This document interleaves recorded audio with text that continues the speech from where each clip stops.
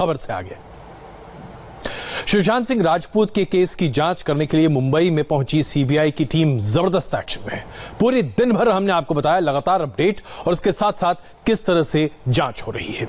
लेकिन बीती रात एक व्हाट्सएप चैट सार्वजनिक हुआ जो कि रिया चक्रवर्ती और महेश भट्ट के बीच बातचीत का है। इस व्हाट्सएप चैट के सामने आने के बाद कुछ तमाम सवाल ऐसे खड़े हो जाते हैं जो ये समझाने की कोशिश कर रहे हैं या सवाल खड़े करते हुए ये पूछना चाहते हैं हम सबों से कि क्या रिया चक्रवर्ती और सुशांत सिंह राजपूत के बीच जो लव स्टोरी थी उसमें एक और एंगल है? क्या महेश भट्ट दरअसल वो अलग से एक ताकत रहे इन दोनों के बीच के रिश्तों में, जिन्हें इन दोनों की लव स्टोरी के बारे में सब कुछ पता था, ये सब कुछ जानते थे?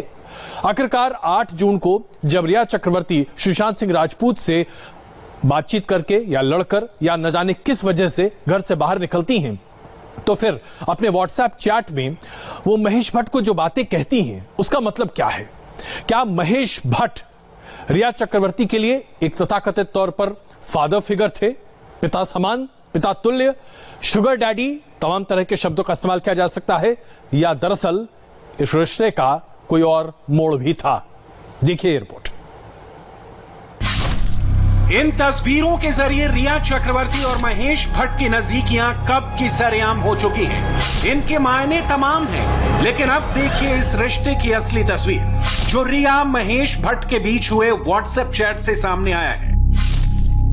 सुशांत सिंह राजपूत की गर्लफ्रेंड रिया चक्रवर्ती और डायरेक्टर महेश भट्ट दोनों के बीच 8 जून का ये वो व्हाट्सएप चैट है जिसके सामने आने के बाद रिया का सच सामने आया है। चैट में रिया ने महेश भट्ट को लिखा है, सर आयशा आगे बढ़ रही है, दिल भारी है, राहत भी है। आपकी आखिरी कॉल ने मुझे रास्ता दिखाया है। आप मेरे एंजल हो, पहले भी आप फरिश्ते थे, आज भी फरिश्ते हो। पीछे मुड़कर मत देखना, जो जरूरी है वो जरूर करना। अपने पापा को मेरा प्यार देना, वो आज बहुत खुश होंगे। आखिरकार मैंने थोड़ी हिम्मत दिखाई है। आपने उस दिन जो मेरे पापा के बारे में कहा था उसी से मुझ में हिम्मत आई है। मेरे पापा की तरफ से आपको प्यार और शुक्रिया। आप मेरे लिए हमेशा स्पेशल रहेंगे। इस व्हाट्सएप चैट में रिया ने आयशा का जिक्र किया है। आयशा महेश भट्ट की डायरेक्शन में बनी फिल्म जलेबी में रिया चक्रवर्ती के किरदार का नाम था। फिल्म फ्लॉप हो गई, लेकिन किरदार का नाम दोनों के बीच की पहचान बनी हुई है। वायरल व्हाट्सएप चैट का दूसरा हिस्सा देखेंगे तो आपको पता चलेगा कि रिया के दिमाग में उस वक्त क्या चल रहा था। मेरे पास शब्द नहीं है, लेकिन आपको लेकर मेरी भावनाएं दिल से हैं। शुक्रिया बहादुर बने रहने के लिए। किस्मत को बहुत बहुत शुक्रिया कि आप मुझे मिले। इसी दिन के लिए हमारी मुलाकात हुई थी। आपके बोले हर शब्द गूंजते हैं। मैं आपके निस्वार्थ प्यार को महसूस करती हूँ। चैट में रिया महेश भट्ट के जिस निस्वार्थ प्यार को महसूस करने की बात करती है, उस प्यार के मायने क्या है ये किसी को नहीं पता, क्योंकि रिया और महेश भट्ट बॉलीवुड से आते हैं। बॉलीवुड में इस प्यार को कई नाम से जानते हैं। महेश भट्ट अभी 72 के होने वाले हैं और रिया अपनी उम्र 28 साल बताती है। अब दोनों के बीच प्यार की डैडी वाली फिल्म है या फिर चीनी कम वाली, ये उन दोनों को ही पता है। लेकिन चैट के सामने आने के बाद सुशांत के फैंस ये जरूर पूछ रहे हैं कि रिया तूने क्या किया, सुशांत के प्यार का कैसा सिला दिया।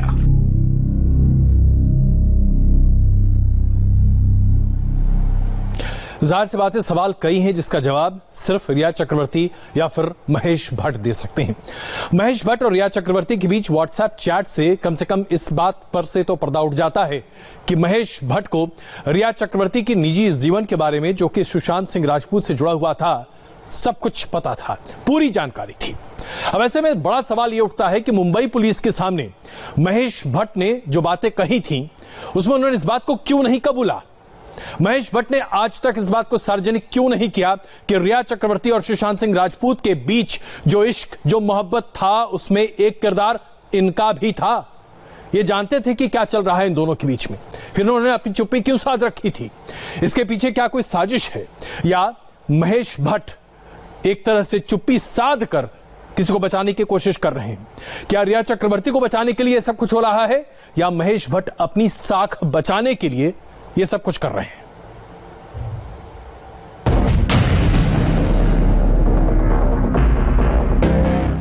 महेश भट्ट की पत्नी सोनी राजदान के इस ट्वीट को देखिए। इस ट्वीट को सोनी राजदान ने 14 जून को पोस्ट किया था, उस तारीख को जिस दिन सुशांत सिंह राजपूत की मौत हुई थी। अपने पोस्ट में सोनी राजदान ने लिखा था, मानसिक बीमारी रियल है। मानसिक बीमारी आपको कगार पर धकेल सकती है। कृपया मदद के लिए बाहर पहुंचे, क्योंकि वहाँ लोग हैं जो आपकी मदद कर सकते हैं। ये मदद लेने के लिए एक कमजोरी नहीं बल्कि ताकत है। ये सभी को बताएं जो आप जानते हैं और शायद आप किसी की मदद करने में सक्षम होंगे। अब देखिए महेश भट्ट का 15 जून का वो ट्वीट जो सुशांत की मौत के अगले दिन का है। सोनी राजदान की तरह महेश भट्ट ने भी सुशांत की मौत को मानसिक बीमारी से जोड़ा था। सुशांत की मौत देश भर में हाहाकार मचाने वाली ये घटना सिर्फ एक त्रासदी नहीं है, एक संदेश है।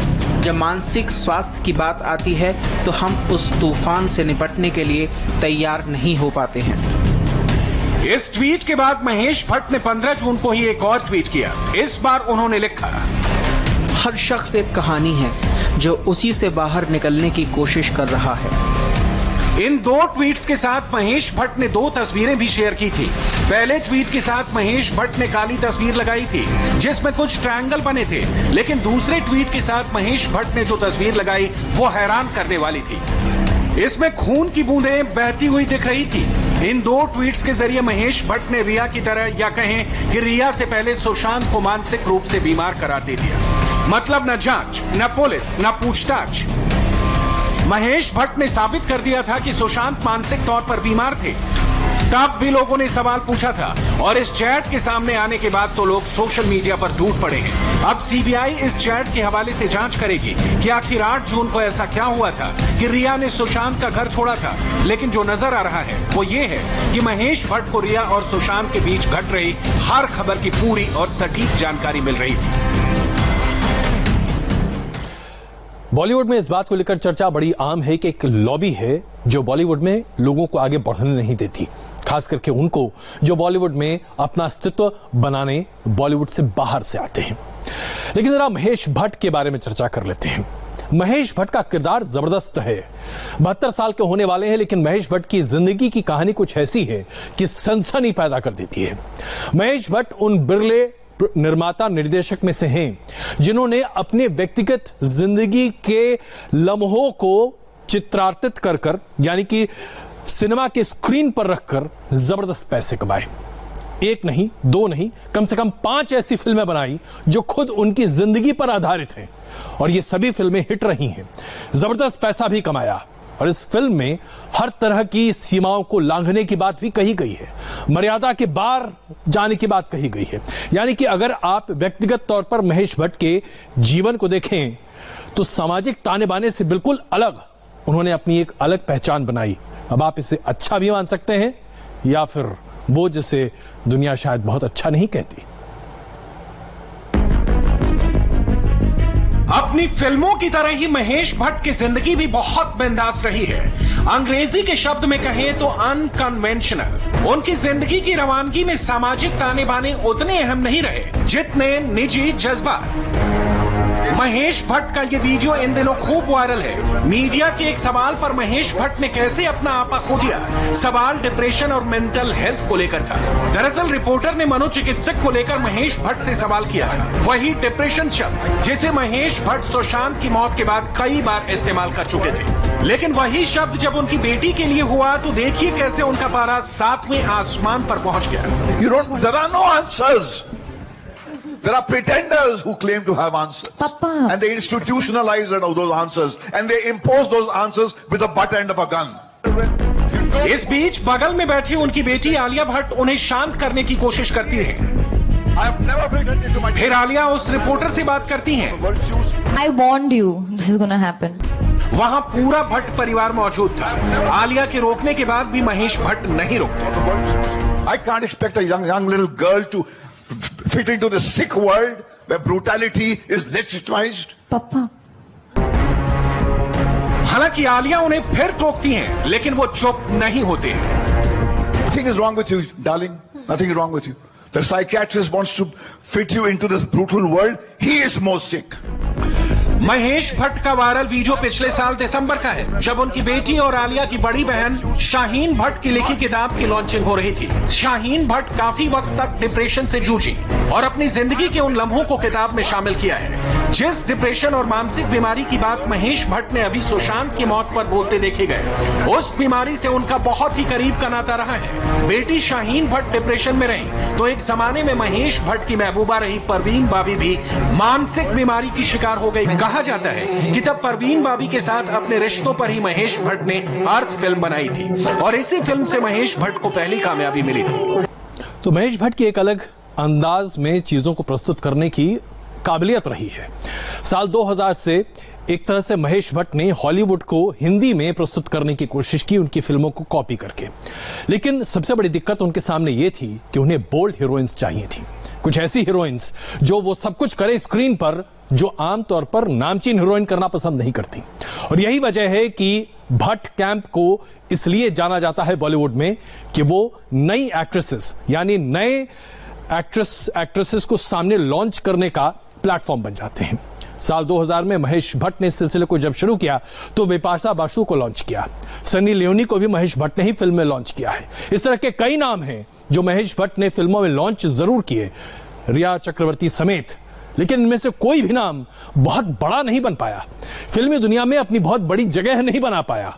हां, एक्सपोज करने के लिए और तमाम अन्य चीजों के लिए ये सभी अभिनेत्रियां सुर्खियां में रहीं और महेश भट्ट का नाम भी इनसे जुड़ता रहा। बोल्ड, बिंदास और विवाद महेश भट्ट की जिंदगी का एक हिस्सा है, फिर चाहे वो उनकी पर्सनल लाइफ हो या फिर उनकी फिल्में। साल 2000 के दौर में हॉलीवुड फिल्मों के रीमेक के जरिए महेश भट्ट ने अपनी फिल्मों में बोल्ड और बिंदास वाले सिनेमाई मसाले के जरिए हिट फिल्मों का फॉर्मूला ढूंढ निकाला। लेकिन इसके लिए महेश भट्ट की तलाश थी ऐसी बोल्ड हीरोइंस की जो पर्दे पर जिस्म की नुमाइश कर सके। इसलिए साल 2002 में आई फिल्म राज के लिए महेश भट्ट ने बिपाशा बासु को चुना। महेश भट्ट इस फिल्म के प्रोड्यूसर। 2003 में महेश भट्ट ने बिपाशा बासु के साथ जिस्म नाम की फिल्म बनाई जो अमेरिकन फिल्म बॉडी हीट का रीमेक थी। इस फिल्म ने भी अपने बोल्ड सीन की वजह से सुर्खियां बटोरी। अब तक महेश भट्ट को यह समझ में आ गया था कि हिट होने के लिए सिनेमा के रुपहले पर्दे पर जिस्म की नुमाइश जरूरी है, इसलिए हर बार नई हीरोइन को मौका दिया जाए। इसलिए महेश भट्ट के कैंप में बोल्ड हीरोइन की तलाश तेज हो गई। इसी दौरान 2004 में आई फिल्म मर्डर में महेश भट्ट ने मल्लिका शेरावत को मौका दिया, जिसमें बोल्ड सीन ने सारे रिकॉर्ड तोड़ दिए। ये भी अमेरिकन फिल्म अनफेथफुल का रीमेक थी, जिसमें ग्लैमर और हॉट सीन का तड़का लगाया गया था। महेश भट्ट की बोल्ड और बिंदास हीरोइन ही किया। तो देखा, यह है महेश भट्ट का किरदार और इसीलिए सवाल खड़े होते हैं महेश भट्ट पर भी।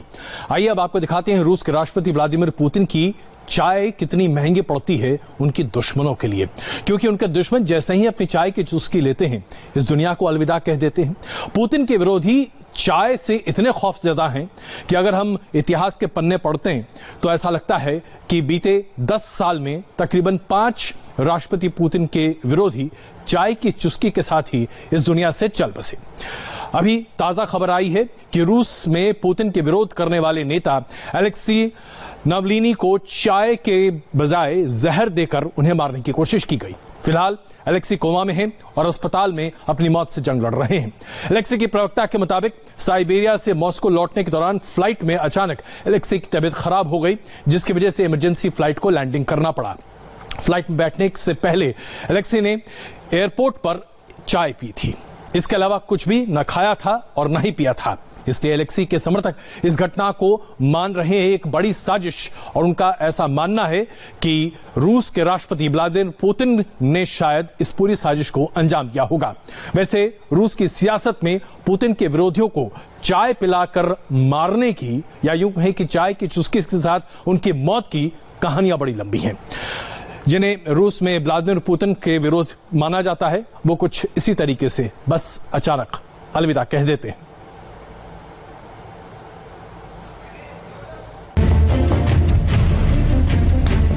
रूस की सियासत में जिसने व्लादिमीर पुतिन का विरोध किया वो रास्ते से हटा दिया गया, कभी चाय पिलाकर तो कभी जेल की सलाखों के पीछे डलवाकर। पुतिन का विरोध करने वाले लोग ये मानते हैं कि जहरीली चाय पुतिन के विरोधियों को खत्म करने का हथियार बन गई है।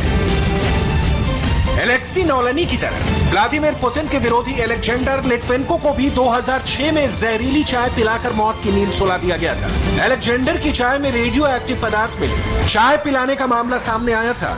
एलेक्जेंडर रूस के पूर्व जासूस थे जिन्हें सरकार विरोधी होने की वजह से रूस से निकाल दिया था।